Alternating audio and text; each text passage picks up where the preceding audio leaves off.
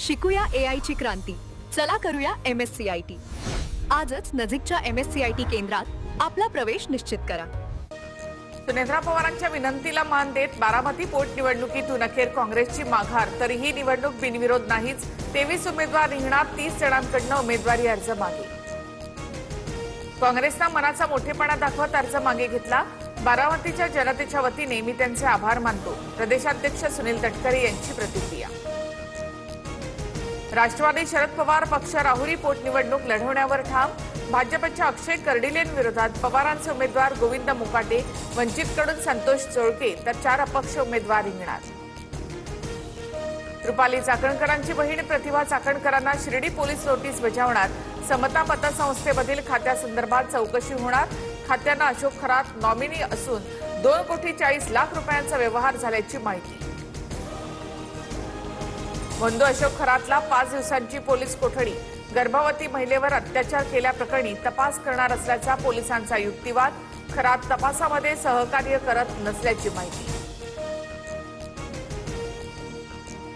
अत्याचारी बंधू अशोक खरात विरोधात 14वा गुन्हा दाखल. मिरगावमधील जमीन खरेदी प्रकरणात खरातसह पत्नीवर फसवणुकीच्या गुन्ह्याची नोंद. चौकशी सुरू. कवडीमोल भावात कोट्यवधींची जमीन घेतल्याचा माळी कुटुंबियांचा आरोप. पार्थ पवारांनी घेतली राज्यसभा खासदारकीची शपथ. शपथविधीवेळी पार्थ पवारांकडून अजितदादांचं गुलाबी जॅकेट परिधान. सुनेत्रा पवार, सुनील तटकरे यांची उपस्थिती. पार्थ पवारांचं वक्तव्य निराधार. काँग्रेसवर केलेल्या टीकेचा त्यांना कधी ना कधी पश्चाताप होईल.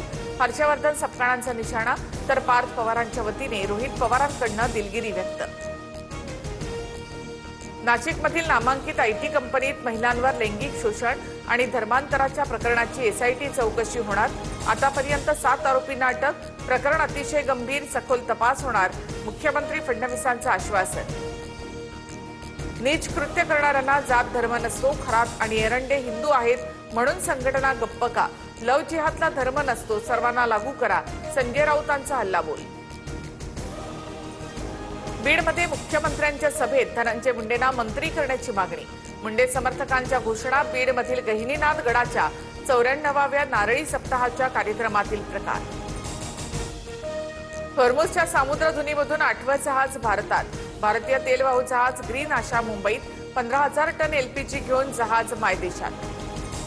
केरळ, पुदुचेरी विधानसभेच्या 296 जागांसाठी एकाच टप्प्यामध्ये मतदान.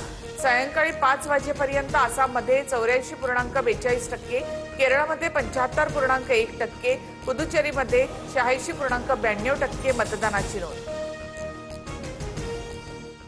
शिकूया AI ची क्रांती. चला करूया MSCIT.